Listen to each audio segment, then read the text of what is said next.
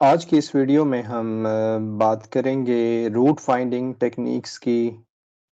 Root finding techniques की काफ़ी application हैं साइंस में, थ्रू आउट साइंसेस और इंजीनियरिंग में। अब हम इससे पहले कि रूट फाइंडिंग टेक्निक सीखें, हम जितने भी रूट फाइंडिंग के मेथड्स होते हैं, उनको हम 2 कैटेगरीज़ इसकी बना लेते हैं। एक हमारे पास होता है ब्रैकेटिंग मेथड, दूसरा हमारे पास मेथड होता है, उसे हम कहते हैं आइटरेटिव मेथड।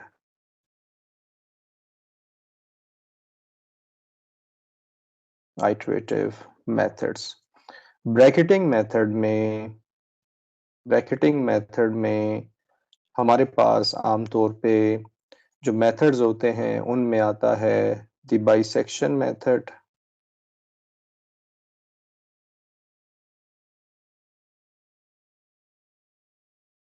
इसका ये मतलब नहीं कि इसमें आपने आइटरेशन नहीं लेनी होती, आइटरेशंस तो आपने लेना ही होती हैं, लेकिन इसको भी हम सीखेंगे कि इसमें आपने ब्रैकेट बनानी होती है जिसमें कि रूट आपका एग्ज़िस्ट करता है।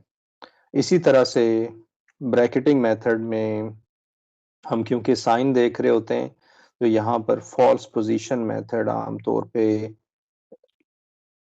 False position method bracketing method में आ रहा होता है। क्योंकि यहाँ हमने साइन देखना होता है, फिर हमें इंटरवल का पता चल जाता है। सेकंड जो मेथड है वो हमारे पास या क्लास कहना चाहिए, मेथड्स नहीं क्लास कहना चाहिए, वो आइटरेटिव मेथड्स होते हैं। आइटरेटिव मेथड्स में हमारे पास मेथड्स होते हैं, जो सबसे फेमस मेथड है वो न्यूटन रॉफसन मेथड होता है। न्यूटन रॉफसन मेथड और इसके साथ सेकंड मेथड होता है the secant method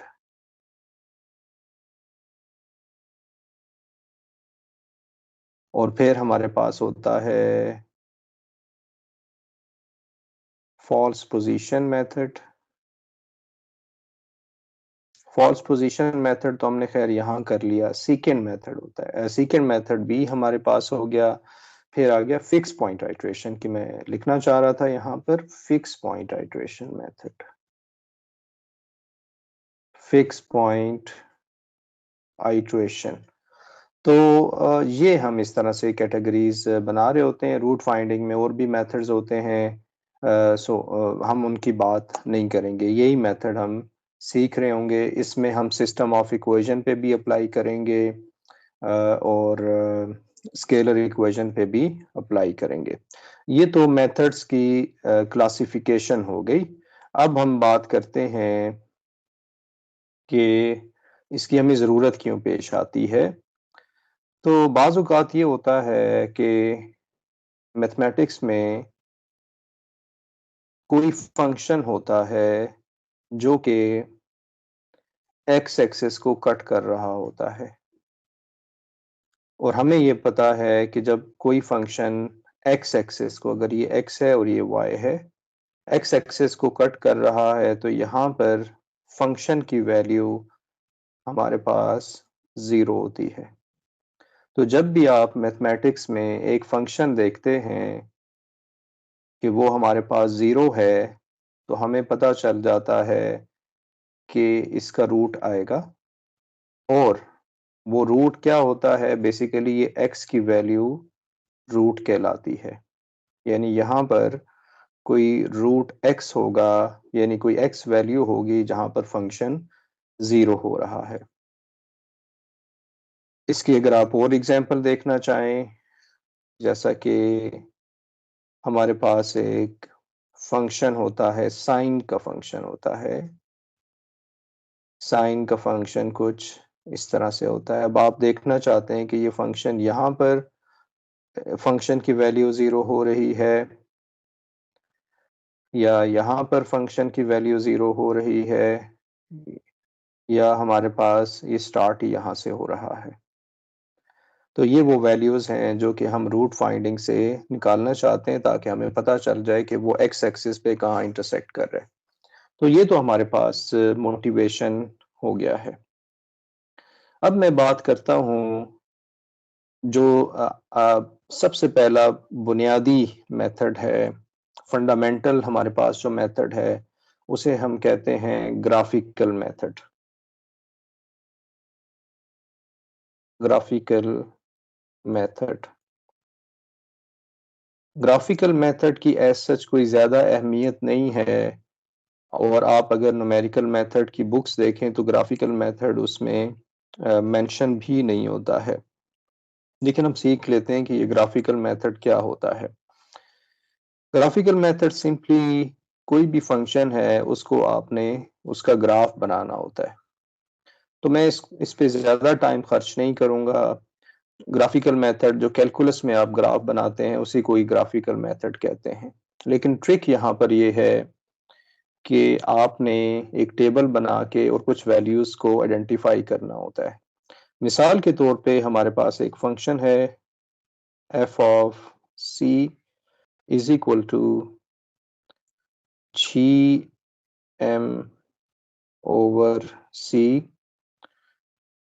1 minus e raise to power minus c over m t minus v। मिसाल के तौर पे ये हमारे पास एक फंक्शन है। इस फंक्शन में g की वैल्यू गिवन होगी। मिसाल के तौर पे g हमारे पास है 9.8, हमें पता है ये वैल्यू होती है। t हमारे पास होगा 10, m हमारे पास होगा 68.1 kg और वेलोसिटी, ये v हमारे पास वेलोसिटी है, ये होगी 40। तो अब मैं फंक्शन को दोबारा अगर लिखूं f ऑफ c, ये फंक्शन है c का, यानी ये c जो है ये वेरिएबल है इसका, ये c वेरिएबल है। तो f ऑफ c हमारे पास आ जाएगा 9.8, 68.1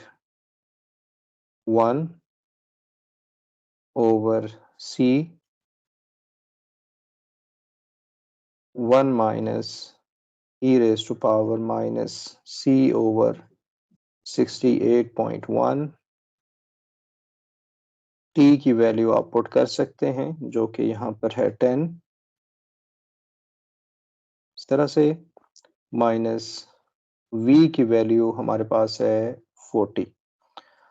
तो ये सब पैरामीटर्स होते हैं, इसमें हमें परेशान होने की ज़रूरत नहीं होती। फंक्शन अब ये c का है। इसका हमने अगर रूट निकालना हो तो क्या करेंगे? हम ये करेंगे कि c की वैल्यू रख लेंगे, 4 रखेंगे, 8 रखेंगे, 12, 16 और 20 वैल्यू इसमें रखते हैं और एक टेबल बना लेते हैं ताकि हम एक ग्राफ बना सकें। तो मैं यहीं पे टेबल बना लेता हूँ। यहाँ पर एक कॉलम आएगा c का और दूसरा कॉलम हमारे पास होगा f ऑफ c का। c को जब आपने 4 रखा और कैलकुलेटर हमें चाहिए होगा, c को जब हमने 4 रखा तो f ऑफ c हमें मिल रहा है 34.115। c को जब हमने रखा 8 तो यहाँ हमें वैल्यू मिल रही है 17.653। c को आपने जब 12 रखा तो ये हमें वैल्यू मिल रही है 6.067। c की वैल्यू अगर हमें मिल रही है मिसाल के तौर पे 16, c 16 रखेंगे तो वैल्यू हमें मिल रही है -2.269। c की वैल्यू आप 20 रख रहे हैं, -8.401। तो ये हमने टेबल बना लिया है।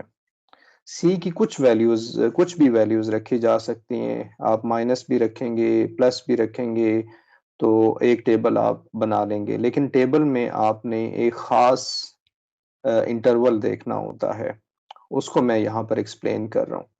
आप देख रहे हैं कि C की वैल्यू जब 12 थी, तो पॉज़िटिव वैल्यू है, और C की वैल्यू जब 16 थी, तो इसकी वैल्यू जो है वो लेस दैन 0 है।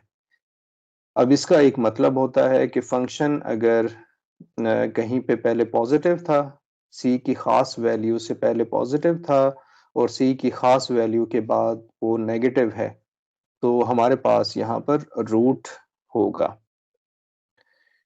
अगर मैं इसका ग्राफ बनाना चाहूँ, मैं ग्राफ यहीं पर बना लेता हूँ। एक्स एक्सिस पे आप C रखें, वाई एक्सिस पे f ऑफ C रखें, तो आप देख रहे होंगे कि जैसे-जैसे वैल्यूज़ आप इसमें पुट करें, तो एक जगह पे ये हमारे पास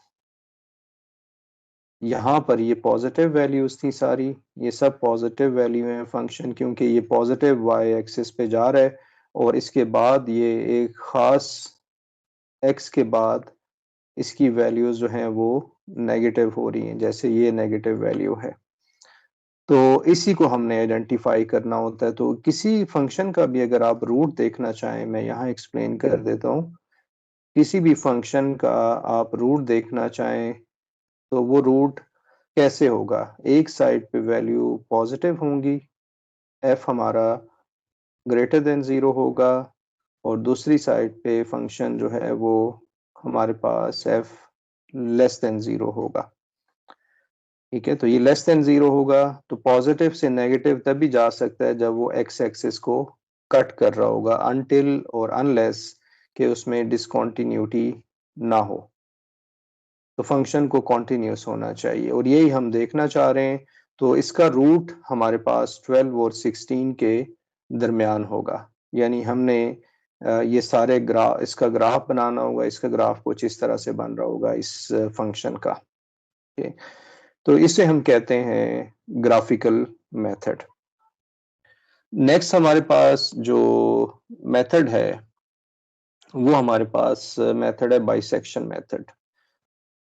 ये हमारे पास सिचुएशन है जो मैंने अभी एक्सप्लेन किया, इसको मैं थोड़ा-सा इमेज को बड़ा कर देता हूँ।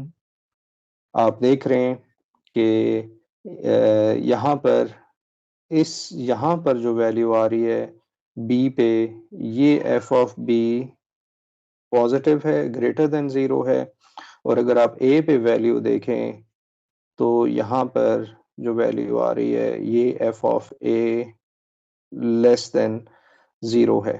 तो जब फ़ंक्शन पॉज़िटिव और नेगेटिव वैल्यूज़ हों, तो ज़ाहिर-सी बात है वो एक्स एक्सिस को कट करेगा, तो वो पॉज़िटिव और नेगेटिव पे जा रहा होगा।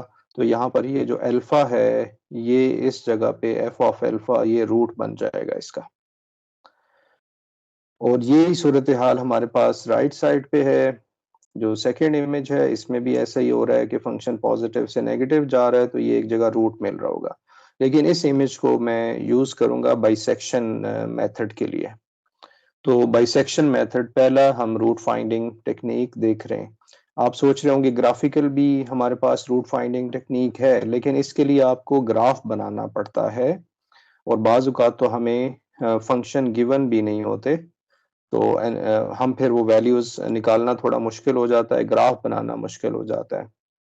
लेकिन अगर आप ग्राफ आसानी से बना सकते हैं, तो हम रूट आइडेंटिफ़ाई कर सकते हैं। लेकिन हम पहला मेथड जो सीखने जा रहे हैं, ग्राफिकल मेथड के बाद आप कह लें दूसरा मेथड होगा, वो हमारे पास है bisection method. Okay, bisection method,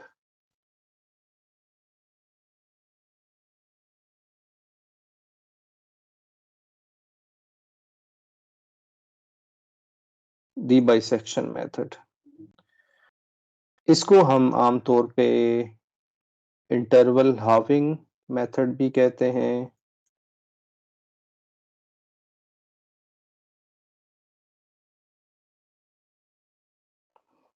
और इसका नाम बोल्ज़ैनोज़ मेथड भी होता है।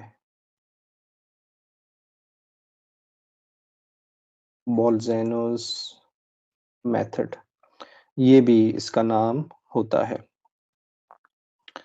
तो बाइसेक्शन मेथड का भी आइडिया ग्राफिकल मेथड की तरह है। इसमें सिर्फ ग्राफ हमने नहीं बनाना होता, सिर्फ हमने देखना होता है कि फंक्शन के साइन ऑपोजिट आ रहे हैं या नहीं आ रहे। तो ये जो इमेज है ख़ास तौर पे मैंने बाइसेक्शन मेथड के लिए यहाँ पर कॉपी किया था। आप इसमें देख रहे हैं कि इस बी पे, ये जो बी वैल्यू है इस पे एफ ऑफ बी ये ग्रेटर देन 0 है। और अगर आप ए को देखें तो ए एफ ऑफ ए ये हमारे पास लेस देन 0 है, यानी यहाँ पर हमारे पास F of A less than 0 है। तो हम अगर एफ ऑफ ए और एफ ऑफ बी को मल्टीप्लाई करें तो ये आंसर लेस देन 0 आएगा, यानी रूट हमें तब मिलेगा जब फंक्शन की वैल्यू ए पे और बी पे जब आप मल्टीप्लाई करें तो ये लेस देन 0 हो।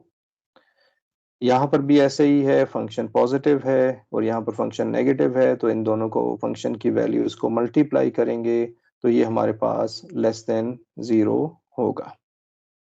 ओके, तो इसमें स्टेप्स क्या हैं? ये उस तरह से मैथमेटिकल तो ज़्यादा नहीं है, मैं यहाँ पर आपको बता देता हूँ। स्टेप 1 इसमें ये है कि अगर आप XL for example left value choose करें या एक्स यू चूज करें, इस केस में तो ये ए और बी नाम है, तो इससे फर्क नहीं पड़ता कि ए और बी नाम रखें या एक्सएल या एक्स यू नाम रखें। तो हमने ये देखा है कि अगर फंक्शन की वैल्यू आपस में मल्टीप्लाई करें और वो हमारे पास लेस देन 0 हो, तो ये स्टेप 1 होगा। पहले आपने ये चेक करना है कि फंक्शन की वैल्यूज लेस देन 0 है। फिर स्टेप 2 पे आप जाएंगे, स्टेप 2 पे, और इन दोनों का मिडल निकाल लेंगे, x L plus x you divided by 2, ये आप फाइंड कर लेंगे। यानी हमने क्या किया कि आपके पास पहला इंटरवल बन गया एक्स एल और ये बन गया एक्स यू। यहाँ पर एफ एक्स एल मिसाल के तौर पे पॉजिटिव है और हमारे पास एफ एक्स यू ये हमारे पास वैल्यू नेगेटिव है। तो जाहिर बात है यहाँ पर रूट होगा। तो आपने क्या करना है, इस इंटरवल को हाफ, हमें ये नहीं पता कि रूट यहाँ पर है, यहाँ पर है, यहाँ पर है, कहाँ पर है रूट। ये आपने पहुंचना है उस रूट पे बाइसेक्शन मेथड के जरिए। तो हमने क्या करना है कि इन दोनों का सेंटर ले लेना है। सेंटर हमारे मिडल हमारे पास क्या होगा, x left plus x you divided by 2, ये हमें सेंटर मिल जाएगा। तो हमारा इनिशियल जो इंटरवल है, जो कि इनिशियल इंटरवल था एक्स एल और एक्स यू, ये दो हिस्सों में चला जाएगा, ये दो हिस्सों में बढ़ जाएगा। एक इंटरवल हमारे पास ये होगा एक्स एल एक्स यू और दूसरा इंटरवल हमारे पास ये एक्स आर होगा, जो कि हम यहाँ से निकालेंगे स्टेप 2 से। फिर स्टेप 3 में जब आप जाएंगे तो आपके पास दो इंटरवल्स बन चुके होंगे। तो हमने ये सीखना है, बल्कि ये देखना है कि फंक्शन की वैल्यू एक्स एल पे और फंक्शन की वैल्यू एक्स यू पे ये लेस देन 0 होनी चाहिए। अगर ये लेस देन 0 है तो रूट लाई करेगा, root lies in X L X U पे, यहाँ पे ये रूट लाई कर रहा होगा। आमतौर पे कुछ लोग इसे क्लोज इंटरवल के साथ भी लिखते हैं। वो एज्यूम करते हैं कि एक्स एल और एक्स यू रूट नहीं है, यानी अगर मैं एफ एक्स एल पुट करूं तो वो 0 हो जाए तो फिर तो बात ही खत्म हो गई, तो फिर तो वही रूट होगा। और अगर एक्स यू भी पुट करें वो 0 हो गया तो फिर एक्स यू इसका रूट होगा। लेकिन आम तौर पे ये रूट नहीं होते हैं ज़्यादातर केसेस में। तो हम क्या करते हैं कि इसको एक्सक्लूड कर देते हैं। जब एक्सक्लूड करना हो तो ओपन इंटरवल लगाते हैं, और अगर आप कहते हैं कि इंक्लूड करते हैं एक्स एल और एक्स यू, वो भी रूट हो सकते हैं। और फिर आपने, अगर वो नहीं है तो फिर आप उसके इनसाइड द इंटरवल इंटीरियर में रूट फाइंड कर सकते हैं। अगर ये लेस देन 0 है तो नेक्स्ट रूट हमें कैसे मिलेगा? जैसे आपके पास यहाँ मैंने बता दिया कि ये ऑपोजिट साइन है, आपने एक्स आर बना दिया और फिर आपने क्या किया कि अगर एफ एक्स एल और एफ एक्स यू ये लेस देन 0 है तो रूट हमारा होगा एक्स एल और एक्स यू में। इस दफा जो एक्स आर है इसका नाम आप चेंज कर देंगे, इसका नाम आप रख लेंगे एक्स, अब ये आपका एक्स लेफ्ट और एक्स यू या तो ये बनना चाहिए या एक्स लेफ्ट और एक्स यू, इसमें नोटेशन का थोड़ा सा इशू आता है। तो एक्सएल या तो ये इंटरवल आपको लेना चाहिए तो यहाँ रूट होगा, या आपको ये इंटरवल लेना चाहिए तो फिर यहाँ पर आपका रूट होगा। ठीक है, तो इसलिए हम क्या करेंगे, अगर हम कहते हैं कि एक्स एल और एक्स यू में रूट है, यानी ये अब नई वैल्यू है, तो इसमें एक्स यू जो है ये एक्स आर हो जाएगा। ओके, यानी एक्स आर जो नया आपने निकाला है ये एक्स आर, ये हमारे पास रूट यहाँ पर हो जाएगा। इसमें हमने केयरफुल रहना है और ये लिखना है यहाँ पर, ये F x L X you नहीं आएगा यहाँ पर, ये आएगा एक्स आर। उसने बेसिकली एक्स आर का नाम एक्स यू वगैरह रख दिया है। तो हमारे पास रूट किस में लाई करेगा, अगर एक्स एल और एक्स आर में रूट है तो ये एक्स आर में रूट होगा, और आप जो है नया इंटरवल बनाएंगे तो एक्स यू हमारे पास एक्स आर हो जाएगा। दूसरी सिचुएशन ये है कि आप जब एफ एक्स एल और एफ एक्स आर जो कि नई वैल्यू आपने निकाली, अगर ये ग्रेटर देन 0 भी है तो रूट देखें, अगर एक फंक्शन दोनों साइड पे पॉजिटिव है, मिसाल के तौर पे ये फंक्शन है और यहाँ इंटरवल है और यहाँ दोनों जगह पे फंक्शन पॉजिटिव है, इसका मतलब है कि इसका रूट जो है वो फिर दूसरी जगह पे बनेगा, इसका इसका पॉजिटिव का इस नेगेटिव के साथ ये इंटरवल बन रहा होगा। तो इस केस में जो रूट होगा वो हमारे पास होगा एक्स आर एक्स यू में, यानी ये वाले पॉइंट्स फिर हम नहीं लेंगे। आप देख रहे हैं कि यहाँ से जो इंटरवल बनना था वो एक्स एल और एक्स आर का बनना था, यानी कि ये एक्स एल और एक्स आर का बनना था, लेकिन यहाँ तो दोनों जगह वैल्यूज पॉजिटिव हैं, तो इसका मतलब है कि यहाँ रूट नहीं होगा बल्कि इसके ऑपोजिट इंटरवल में रूट होगा। तो एक्स आर और एक्स यू हमारे पास ये आ जाएगा। इस केस में हम एक्स लेफ्ट को एक्स आर कह देंगे, तो रूट जो है वो लाई करेगा एक्स आर और एक्स यू में, तो लेफ्ट को आप एक्स आर रख देंगे। यानी हमने शुरू कहाँ से किया था, एक्स लेफ्ट एक्स यू, इस इंटरवल को हम बार बार चेंज कर रहे हैं, एक्स लेफ्ट को एक्स आर कह रहे हैं, यानी एक्स आर जो मिडल निकाला था हमने उसे एक्स एल का नाम हम दे देंगे, यानी एक ही इंटरवल का सेम नाम हम रख रहे हैं। अगर हमारे पास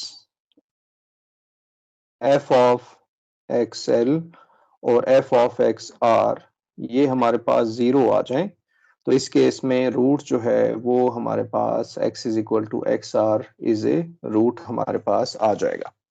तो इसमें थोड़ा सा केयरफुल हमें रहने की ज़रूरत है कि एक ही इंटरवल है, मैं इसको अगर यहाँ दोबारा एक्सप्लेन कर दूं, एक ही इंटरवल है, जैसा कि ये इंटरवल है एक्स लेफ्ट और ये है एक्स यू। तो जब आपने एक्स आर निकाला तो ये मिडल बन गया इसका। अब हमारे पास एक इंटरवल ये है, या तो रूट यहाँ होगा या हमारे पास रूट यहाँ पर होगा।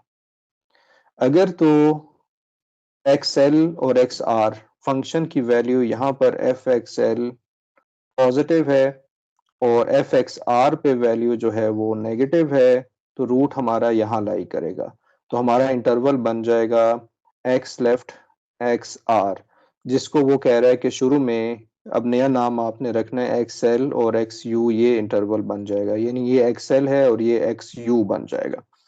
लेकिन अगर हमारा साइन जो है सेम साइन है, यानी एफ एक्स एल और एफ एक्स आर ये दोनों सेम साइन के हैं, तो ज़ाहिर बात है फिर हमारे पास एफ एक्स आर, यहाँ तो वैल्यू इसकी होगी ही नेगेटिव, क्योंकि ये शुरू में हमने देखा है कि ये नेगेटिव होगी, तो ये ऑपोजिट साइन के साथ है तो इंटरवल आपका यहाँ पर होगा। तो इस केस में हम कहेंगे कि एक्स आर एक्स यू, यानी वो रिप्लेस कर रहा है शुरू में जो हमने एक्स एल एक्स आर रखा है, इस एक्स एल का नाम अब एक्स आर हो जाएगा और एक्स यू इसका रूट यहाँ पर आ जाएगा। तो ये हमारे पास है बाइसेक्शन मेथड। तो आपने बाइसेक्शन मेथड की थ्योरी देख ली है। अब इस पे एक एग्जांपल हम सॉल्व कर लेते हैं।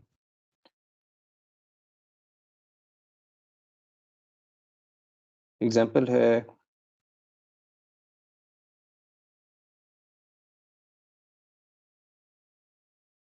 use bisection method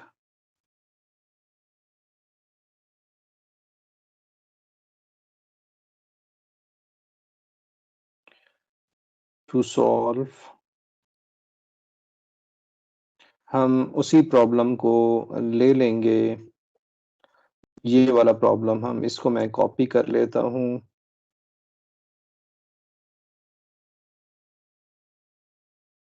इसको हम कर लेते हैं कॉपी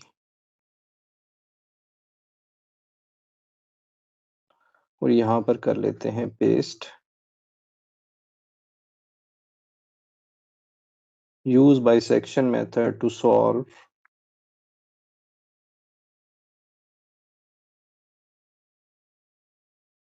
और इसमें हमने ये सीख लिया था कि रूट कहाँ लाई करेगा।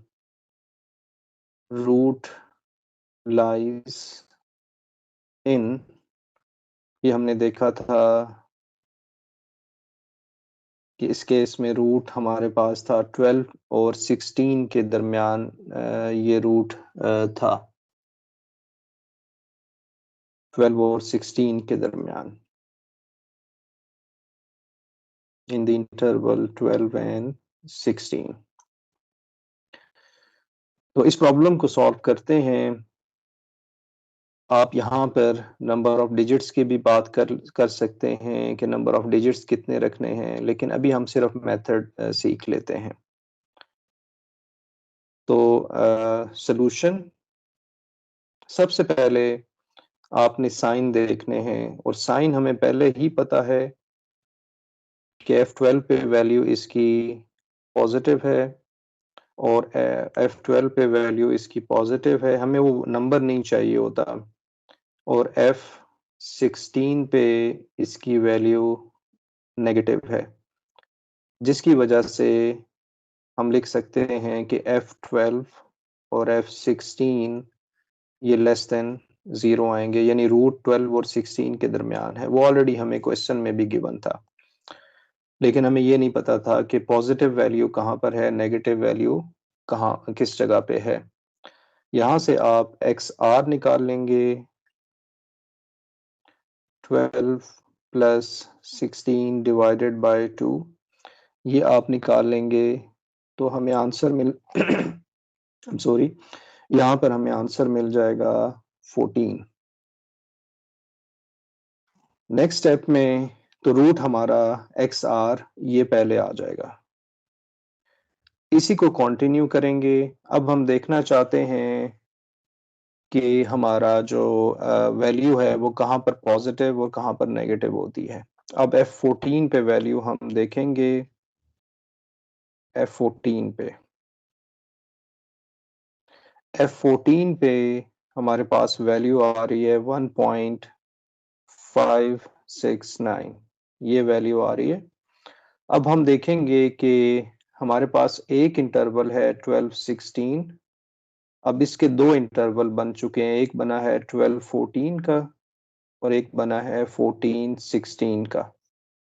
अब हम देखेंगे कि F12 और F14 के इंटरवल में क्या साइन ऑपोजिट आ रहे हैं या नहीं आ रहे। तो F12 पॉजिटिव है और F14 जो कि XR था ये भी हमारे पास पॉजिटिव है। तो जब दोनों पॉजिटिव होंगे तो इसका मतलब है कि रूट वहां नहीं होगा, क्योंकि फंक्शन की वैल्यू पॉजिटिव है। तो रूट हमारे पास होगा 14 और 16 में। तो हम यहाँ पर कहेंगे hence root lies in 14 and 16 in the interval 14 and 16। अब दोबारा से इस इंटरवल को आप हाफ करेंगे, एक्स आर निकाल लेंगे, एक्स आर हमारे पास आ जाएगा 14 प्लस 16 डिवाइडेड बाय 2, और यहाँ से हमें आंसर मिल जाएगा 15। यानी कि अब आप जिस इंटरवल पे फोकस कर रहे हैं वो 14 और 16 है। तो इसके हमने दो इंटरवल बना लिए, एक 14 और 15 के साथ बनेगा। आप यहाँ ओपन इंटरवल लगाएं या क्लोज इंटरवल लगाएं, दैट इज फाइन। हम बता रहे हैं कि उसके अंदर उस इंटरवल में ही वैल्यू है इसकी। तो एक दूसरा इंटरवल बनेगा 15 और 16। अब हम वैल्यू इसकी देख लेंगे एफ ऑफ 15 पे, फंक्शन 15 पे, यानी ये हम देखना चाह रहे हैं कि एफ ऑफ 15 हमारे पास है, उसकी वैल्यू क्या आ रही है, वो लेस देन 0 आ रही है, माइनस समथिंग वैल्यू है, आप चेक कर लीजिएगा। जिसका मतलब ये है, अब इसका हम देखेंगे कि F15 क्या F14 के साथ लेस देन 0 आ रहा है, या ये F15 और 16 के साथ लेस देन 0 आ रहा है। अगर दोनों में सेम साइन है तो फिर दूसरा इंटरवल बनेगा। तो यहाँ पर F ऑफ 14 और F ऑफ 15 ये वैल्यू हमारे पास लेस देन 0 आ रही है, तो हमारा रूट लाई करेगा, रूट लाइज इन 14 15 इंटरवल में रूट लाई करेगा। इसी तरह से आप रिपीट करेंगे, एक्स आर निकालेंगे, 14 और 15 का आप 2 से डिवाइड करें, इंटरवल आप हाफ करते जा रहे हैं, और फिर यहाँ पर जो भी वैल्यू आएगी 14.5 आ रही है, इसका साइन आप देखते रहेंगे। तो ये जो आप देख रहे हैं कि 14 और 15 में इंटरवल रूट लाई कर रहा है, फिर ये 14.5 होगा, और एक वक्त आएगा कि ये 14.78 के करीब इसका रूट हमें मिल रहा होगा। तो रूट हमारे पास तकरीबन ये वाला हमें मिल रहा होगा। ओके, तो इसको हम बेसिकली कहते हैं, इसको हम कहते हैं बाइसेक्शन मेथड, जिसमें हम हर इंटरवल को बाइसेक्ट कर रहे होते हैं। जो भी रूट है आपने देखना है कि खत्म कहाँ करना है आपने आइट्रेशन को। एग्जैक्ट रूट तक पहुंचना तो जरा मुश्किल हो जाएगा, तो हम इसके लिए 3 क्राइटेरियाज हम लिखते हैं। एक क्राइटेरिया हमारे पास होता है कि हम कैलकुलेट करें रूट नई वैल्यू पे, new value X R old value divided by X R new value. इसका मॉड ले लें, अगर ये लेस देन एप्सिलॉन, आप कोई भी इसमें क्राइटेरिया रखना चाहते हैं 10 रेज़ टू पावर -5 भी रख सकते हैं, -6 के 6 डेसिमल प्लेस तक ये मैच कर रहा हो, इसे हम 10 रेज़ टू पावर -k कहते हैं। दूसरा ऑप्शन ये है कि आप एक्स आर न्यू निकालते हैं माइनस एक्स आर ओल्ड, और ये आप less than 10 raise to power -k रखना चाहते हैं, ये दूसरा क्राइटेरिया होता है। तीसरा क्राइटेरिया होता है कि जो भी रूट है, इस केस में मैं एक्स आर लिख रहा हूँ, लेकिन जो भी रूट होगा ये हमारे पास अगर less than 10 raise to power -5 है या -6 है, तो हम इसको जो आइट्रेशंस हैं उनको हम स्टॉप कर देंगे। यहाँ पर तो उस तरह से आइट्रेशन नहीं है, लेकिन पहली वैल्यू हमारे पास ये थी एक्स आर की, और ये हमारे पास एक्स आर ये है। तो अगर मैंने इसके लिए पहला क्राइटेरिया अप्लाई करना है तो वो हम देखेंगे। मिसाल के तौर पे यहाँ पर मैं रफ में अप्लाई कर देता हूँ सिखाने के लिए। तो ये बनेगा X R new minus X R old divided by X R new, और मॉड ले लेंगे। एक्स आर न्यू जो है, मॉड यहाँ पर ले लें, एक्स आर न्यू हमारे पास आएगा 40, हमारे पास क्या आना चाहिए, 15 होगा माइनस 14 होगा डिवाइडेड बाय 15, इसको डिवाइड करें और ये आपने सेट करना होता है कि 10 रेज टू पावर -4 रखेंगे, -5 रखेंगे, -6 रखेंगे। ये आप कैलकुलेट कर लेंगे। फिर इसी तरह से नेक्स्ट हमारे पास होगा एक्स आर ये वाला और एक्स आर ये। अब इस केस में जो नया हमारे पास वैल्यू होगी रूट की वो 14.5 -15 और फिर 14.5 वो ज़्यादा एक्यूरेट होगी, तो ये less than 10 raise to power -10 या जितना भी आपने मैटलैब में, पाइथन में, कोडिंग में, अपनी कैलकुलेशन में ये रखा होगा 10 रेज टू पावर -6 तक। तो जब ये मैच करना शुरू हो जाएगा, इससे लेस देन हो जाएगा, तो आपने अपनी आइट्रेशन को या अपने जो मेथड है इसमें तो आइट्रेशन नहीं है, लेकिन रूट हमारे पास निकल रहे हैं तो ये मैच कर जाएगा इसको। ओके, तो ये हमारे पास था बाइसेक्शन मेथड। अब हम बाइसेक्शन मेथड के साथ ही एक डेफिनेशन है रेट ऑफ कन्वर्जेंस, चले मैं उसको नेक्स्ट वीडियो में मेरा ख्याल है कवर कर लूं, ताकि वो हमें जो है डेफिनेशन सही समझ आ जाए। तो ये एग्जांपल थी जो हमने बाइसेक्शन मेथड से सॉल्व की है।